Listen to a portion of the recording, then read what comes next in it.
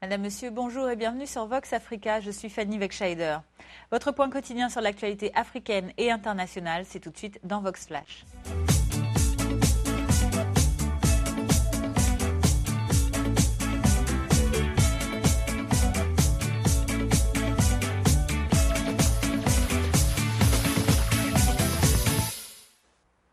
Ouvrons notre flash information de ce mardi 13 octobre en Guinée.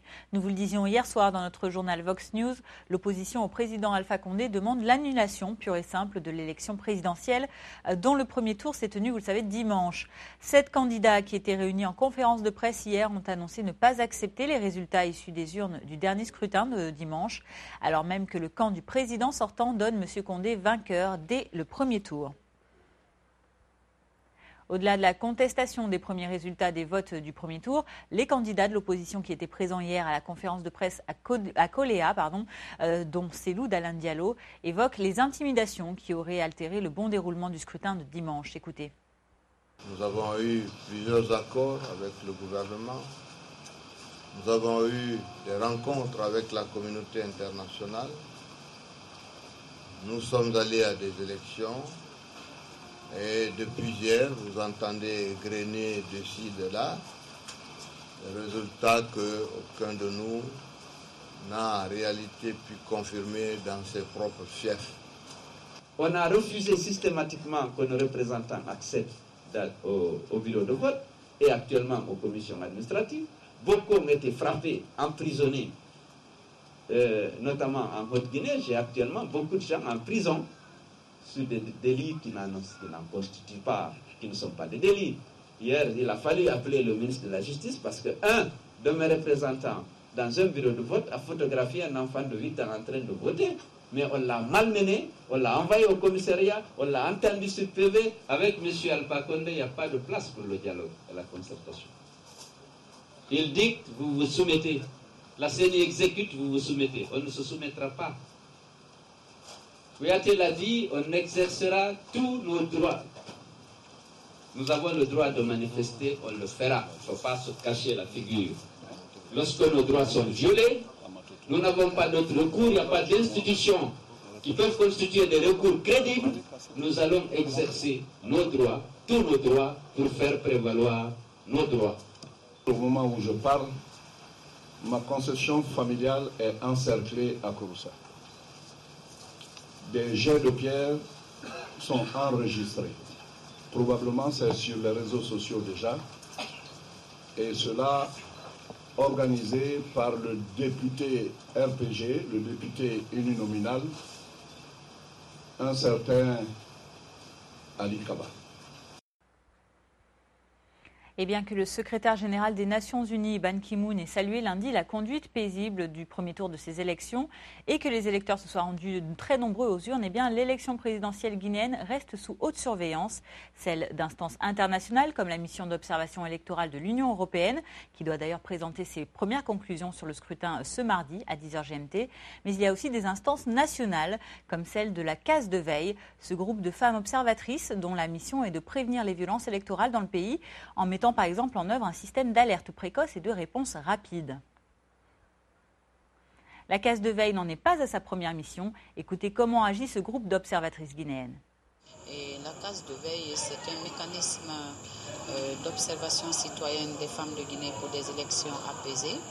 Et c'est une expérience que nous avons commencée en 2013 à l'occasion des élections législatives et qui est considérée aujourd'hui comme un modèle à cause des acquis que la Case de Veille a obtenu en termes d'apaisement et en termes de prévention des conflits. La démocratie est un processus.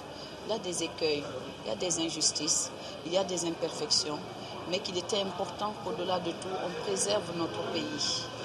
Mais nous nous investissons aussi pour que ces injustices, ces irrégularités puissent être corrigées. Les observateurs sont munis des téléphones flottes. Une fois qu'ils sont sur le terrain, ils font le recueil des informations que nous traitons directement, c'est-à-dire à partir du mécanisme d'alerte précoce et de réponse rapide. Politique toujours, mais dans une autre Guinée. Il s'agit de la Guinée-Bissau. Après 2 mois de blocage politique suite à la destitution mi-août du Premier ministre Domingos Simoes Pereira par le président José Mario Vaz, puis l'invalidation en septembre par la Cour suprême de la nomination de son successeur, Bassirou Dia, eh bien la Guinée-Bissau a enfin un nouveau gouvernement. Un décret présidentiel rendu public dans cette nuit vient d'annoncer la constitution de la nouvelle équipe gouvernementale dirigée par le Premier ministre Carlos Correa. Carlos Correa qui a déjà occupé cette fonction par 3 fois. La plupart des 15 ministres et 14 secrétaires d'État du nouveau gouvernement sont pour la plupart issus de l'équipe dissoute en août dernier et membres du parti du président Vaz, majoritaire au Parlement. Il s'agit du PAIGC ou Parti africain pour l'indépendance de la Guinée-Bissau et du Cap-Vert. 2 femmes occupent des postes de ministres clés. Il s'agit de Madame Adiato Diallo Nandinha pour le PAIGC. Elle est nommée ministre de la Défense et Madame Aïda Injaï Fernandez de la société civile désignée ministre de la Justice. À noter toutefois que les portefeuilles de l'intérieur et des ressources naturelles n'ont pas encore été attribués à cause d'un désaccord sur le choix des personnes. La société civile et 2 partis d'opposition sont toutefois représentés dans le nouveau gouvernement avec le Parti de la Convergence démocratique et l'Union pour le changement. La deuxième formation du pays, le Parti de la Rénovation sociale, a quant à lui refusé de participer à ce nouveau gouvernement. Au sud du continent, les mineurs sud-africains ont manifesté hier par milliers devant le tribunal de Johannesburg. Ces anciens employés des compagnies minières atteints de maladies comme la tuberculose ou encore la silicose réclament des indemnités de leurs patrons. Ils envisagent d'intenter un procès collectif contre une trentaine de sociétés minières qui les employaient car ils auraient justement contracté leur maladie lorsqu'ils y travaillaient. Depuis le dépôt de leur requête hier, la Haute Cour de justice de Johannesburg examine si ces mineurs pourront ou non mener cette action groupée. Si c'est le cas, eh bien, cela pourrait être un procès historique dans le pays. Il faut préciser que rien que dans les mines d'or autour de Johannesburg, ce sont quelques 2500 mineurs qui souffrent de ces maladies contractées sur leur lieu de travail et qui leur ont fait perdre leur emploi. Écoutez ces quelques témoignages d'anciens mineurs. Beaucoup de ces compagnies minières ont accumulé de l'argent et des profits pendant toutes ces années et cet argent est venu de leurs revenus et de leurs salaires. Ils l'ont investi, donc nous voulons que ces investissements et profits reviennent et ils doivent compenser les mineurs. Nous ne croyons pas à leur histoire selon lesquelles il n'y a pas d'argent.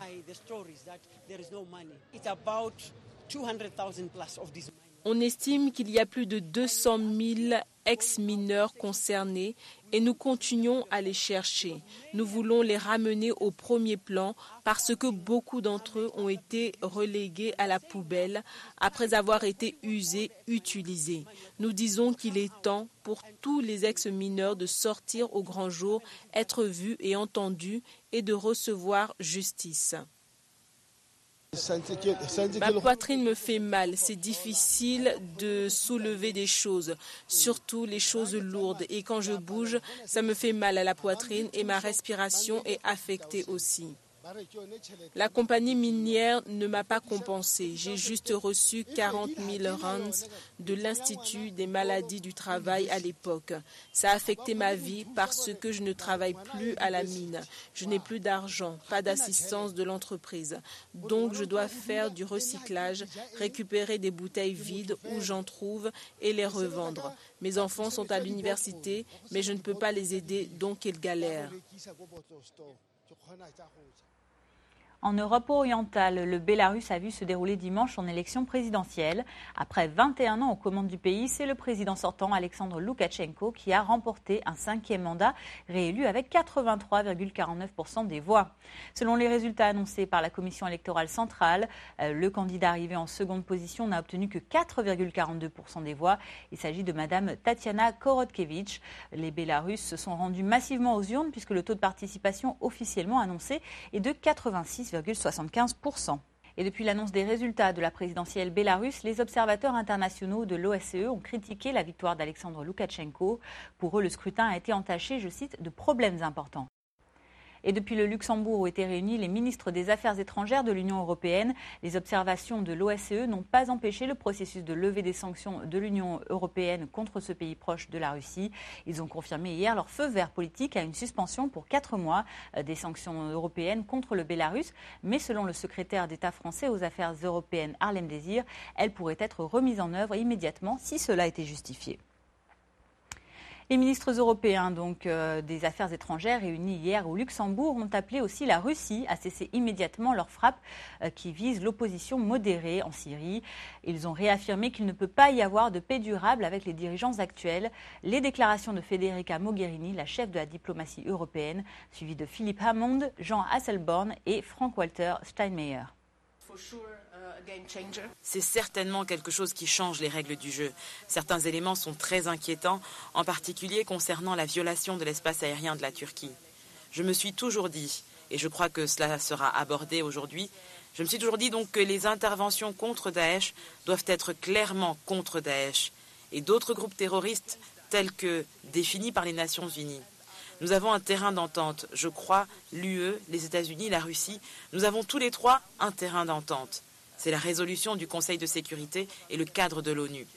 La coordination est nécessaire, sinon cela risque d'être extrêmement dangereux, non seulement d'un point de vue politique, mais aussi militaire. Nous sommes très clairs sur le fait que nous ne pouvons pas travailler avec Bachar al-Assad, ni en faire une solution à long terme pour l'avenir de la Syrie. Nous pouvons être flexibles sur les conditions de son départ, nous pouvons être flexibles sur le calendrier de son départ, mais si nous essayons de travailler avec Assad, cela mènera l'opposition dans les bras de l'organisation État islamique, soit à l'opposé du résultat que nous voulons. Nous devons également être clairs et unis dans notre condamnation des attaques russes sur l'opposition modérée en Syrie. Nous avons besoin de Damas d'une certaine façon, mais aussi des Russes d'une manière différente. Nous avons intérêt à ce que la Russie et les États-Unis travaillent ensemble, qu'ils se rendent compte que les vrais ennemis sont l'organisation État islamique et Al-Nosra, qu'ils doivent être effectivement combattus et non les groupes de rebelles opposés à Assad. Terminons ce flash information en Suède où a été annoncé hier le nom du récipiendaire du prix Nobel de l'économie. Il s'agit de l'américano-britannique Angus Deaton, âgé de 69 ans. Monsieur Deaton a été récompensé pour ses recherches sur la consommation, en particulier celle des pauvres, en étudiant par exemple la relation entre les revenus et le nombre de calories consommées. Ce professeur qui est né en Écosse et qui travaille à l'université de Princeton aux États-Unis a été primé selon les termes du jury suédois du prix Nobel pour son analyse de la consommation, pour élaborer des politiques économiques qui promeuvent le bien-être et réduisent la pauvreté. L'Académie royale des sciences a ajouté qu'en liant des choix individuels précis et des résultantes collectives, la recherche de M. Deaton a contribué à transformer les champs de la microéconomie, de la macroéconomie et de l'économie du développement. Angus Deaton succède ainsi au Français Jean Tirole qui avait remporté l'année dernière le prix Nobel de l'économie pour son analyse sur la régulation des marchés. Il remporte 8 millions de couronnes suédoises, soit l'équivalent de 860 000 €. Et je vous propose d'écouter la réaction d'Angus Deaton. J'étais certainement à court d'argent sûrement un bon moment après la fin de mes études. Et je pense que c'est une expérience que tout le monde devrait vivre. Ça semble stupide de dire ça. C'est comme dire qu'il faudrait que tout le monde soit pauvre. Ce n'est pas du tout ce que je pense. Mais ça vous donne certainement une perspective sur le monde que je ne suis pas sûre que vous puissiez acquérir de beaucoup d'autres manières. J'ai passé un bon moment à expliquer que le monde va devenir un endroit meilleur. L'humanité a changé en 250 ans pour devenir quelque chose de proche du dénuement à beaucoup. Beaucoup d'entre nous avons une vie plus riche dans laquelle les talents et les compétences peuvent s'exprimer davantage. Je veux souligner qu'il y a encore beaucoup de travail. Vous savez, l'autre jour, la Banque mondiale a annoncé que la pauvreté mondiale avait chuté de 10%, ce qui est formidable. Mais il y a toujours 700 millions de personnes qui vivent dans la pauvreté. Voilà, c'est la fin de ce Vox Flash du mardi 13 octobre. Merci à vous de l'avoir suivi. Je vous donne rendez-vous demain, mercredi, pour votre point quotidien sur l'actualité. En attendant, je vous souhaite une excellente journée. À bientôt.